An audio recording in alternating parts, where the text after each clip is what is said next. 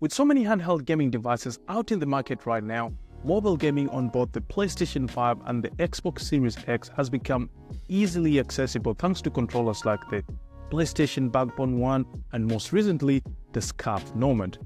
Having used both of them for a while now, I've enjoyed everything they offer, from playing the mobile versions of games, the AAA titles, not to mention the convenience and ease of use they add to my everyday life. But there's also a bad side.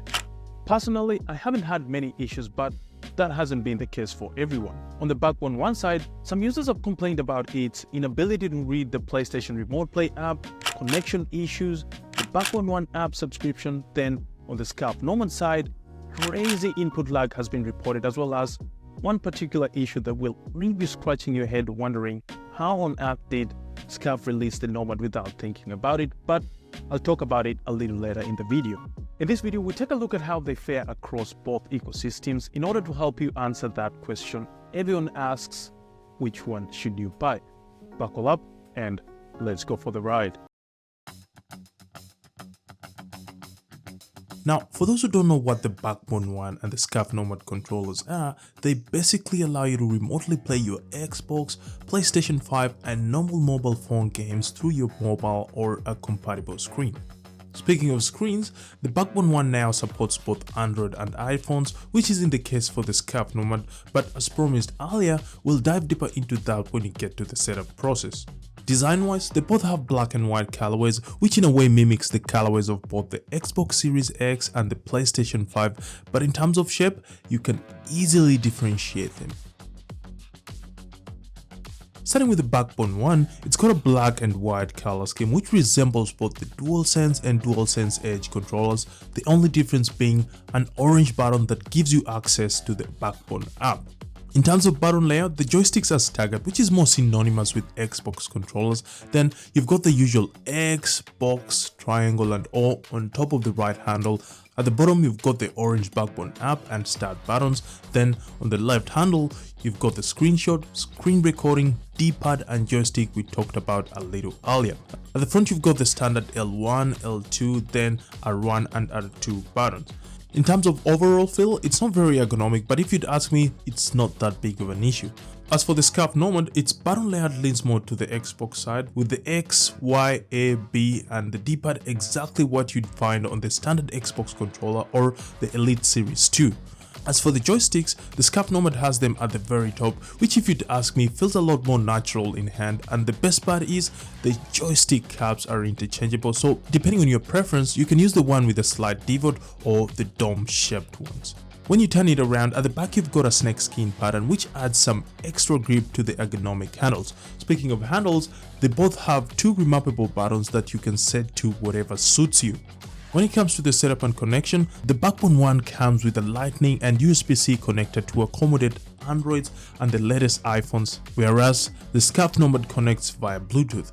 Besides that, they both have an accessory or two to accommodate different phone sizes, and starting with the Backbone 1, this adapter helps you accommodate the iPhone Pro Max line, but you'll have to remove your case, unlike the Scuf Nomad, which accommodates phones with cases but has this adapter to prevent you from covering your camera.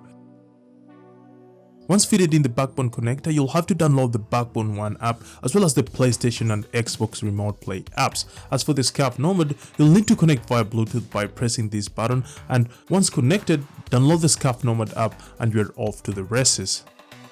Now, before we get into the races, I want to talk about a particular issue that will leave you scratching your head and wondering what exactly was Scuf thinking when they did it. Android phone users can't use the Scuf Nomad, and that's because it's not compatible with Android phones. Such a bummer, right? The one thing that gives me some hope is, just like when the Backbone initially came out, Android phones were left out, but later on Sony released units that were compatible with Android phones, which I assume is the game plan Scuf have.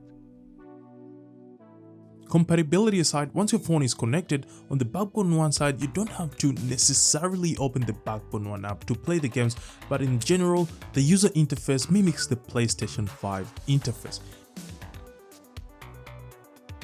Speaking of the PlayStation 5, the Xbox app is also in there, so depending on what you're feeling, you can jump in whichever ecosystem you fancy. Something to note though, the Backbone One has a model that a lot of people find annoying, but I'll talk more about it when we get to the issues. Shifting gears to the Scuf app, it has more or less the same features as the Backbone One app, but unlike the Backbone One app, which has the Xbox Game Pass in its interface, with the Scuf Nomad you'll have to launch it through the web browser. When it comes to the controls, I touched on the basic layout when I talked about the design, and now that I mentioned basic, the Backbone One is that at best, and for you to be able to customize it, you'll have to jump through a few hoops which I'll talk about in a bit. As for the Scuf Nomad, it's got a lot of tricks up its sleeve, and starting with the ability to create multiple profiles. When you tap on menu, it gives you the option to create up to 3 profiles, so whether you want to set up a profile for NBA 2K, FC24 or Call of Duty, you'll be spoiled for choice, and it doesn't stop there. When you touch on the profile, you can completely readjust the controls to whatever suits you, as well as assign the rear paddles whatever controls you wish, and it gets even more interesting. Through the Scuf Nomad app, you can tweak both the thumbsticks and triggers to change the dead zones and respawns, so whether you want dynamic on one joystick and linear on the other, you can easily do so, and if you want to switch up the top triggers, you can do that as well. If you'd ask me, I don't think there's any mobile handheld controller that beats the Scuf Nomad when it comes to mobile gaming controller customization. Let me know what you guys think in the comment section. Now, the fact that I've mentioned mostly the rosy stuff about these controllers, you might easily think that's the case, but like I've hinted here and there, both of them have issues that spoil the mobile gaming experience, and starting with the Backbone app, its subscription model is a turn-off for most people, and this is what I meant when I talked about the Backbone having a model that is annoying and one of the hoops you need to go through to be able to customize your controller.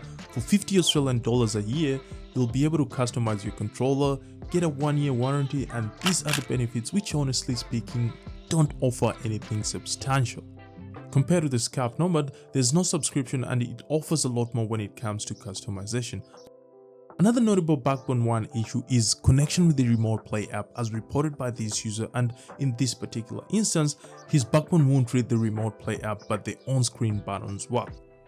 Now, if you remember a little earlier in the video, I mentioned iPhone and Android compatibility, and even though this mostly affects Android phones, the PlayStation branded Backbone controllers unsurprisingly worked perfectly fine. Again, if you'd ask me, both the Backbone One and the Scuf Nomad were purposely made for iPhones, and the addition of Androids was just a by the way, hence the reason why majority of the phones having issues are Androids.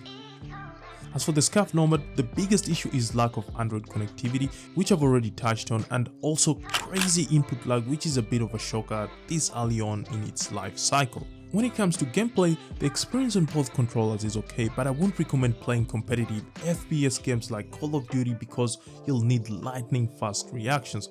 As for the racing games, they both have linear triggers, and thus you can adjust the amount of power you'd like to use. Speaking of linear triggers, latency affects how quick they respawn, and to answer this user, the Backbone One and Scuf Nomad go toe to toe, but having used both of them, I felt as though the PlayStation Backbone One was a tad bit more responsive. Another aspect of gameplay is audio, and the fact that your phone is the main connection device, you can connect any headphones or earpods of your choice, both wirelessly or via a 3mm jack.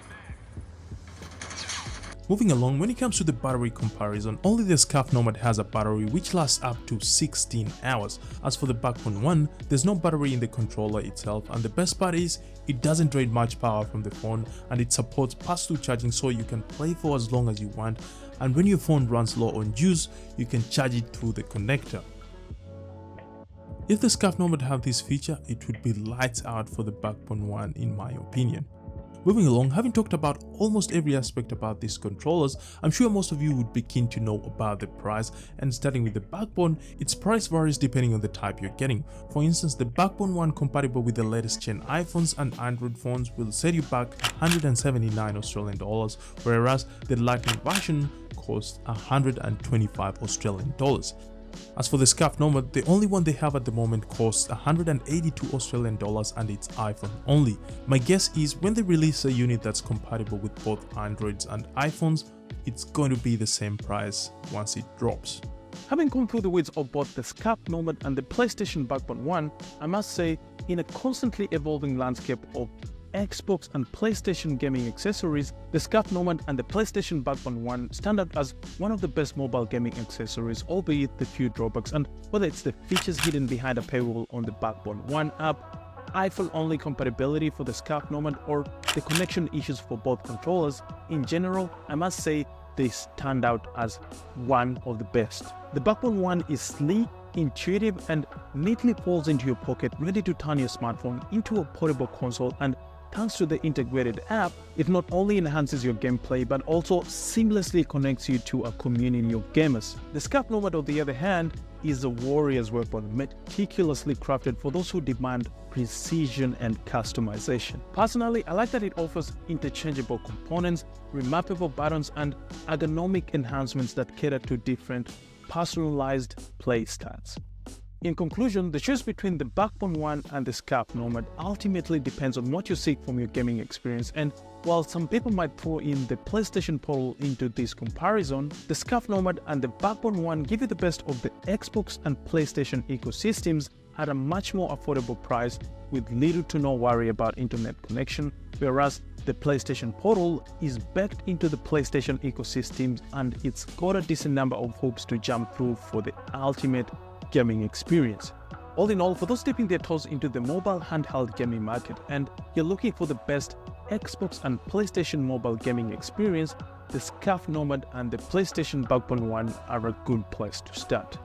Well, there you have it, peeps. I hope you enjoyed and found this video helpful, and as always, don't forget to like, subscribe, share, and click the notification bell to get notified whenever I post a new video. Since I know most of you guys are curious about the latest PlayStation Portal update, here's a video that will help you learn everything about it. And for those who want to learn PlayStation Portal tips and tricks you've never heard of, here's a video that will blow your mind. Until then, people of the internet, I'm signing out. See you on the next one.